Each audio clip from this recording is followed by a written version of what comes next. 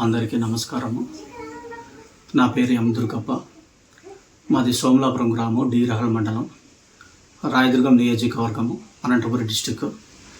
మా బాబు జీవన ప్రీతితో 1వ తరగతి చదువుతున్నాడు. గత నెల నుంచి మా బాబుకి ఆరోగ్యం చాలా తీవ్రంగా ఇబ్బంది పడుతున్నాడు.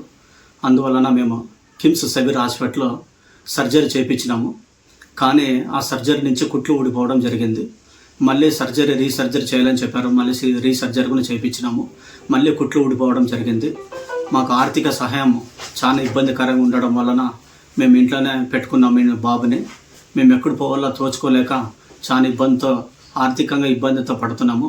మీ సహాయము, మీ అండ కావాలని మాకు దాతలు కూడా కంపల్సరీగా మా బాబుకి మంచి మెరుగైన చికిత్సకు ఆర్థిక సహాయం మీరు చేస్తారని నమ్ముకుంటూ, ఎవరైతే ఉన్నారో వాళ్ళందరూ కూడా మా ఇంటికి భరోసా కల్పిస్తారని నమ్ముకుంటూ మీ అందరికీ కృతజ్ఞతలు.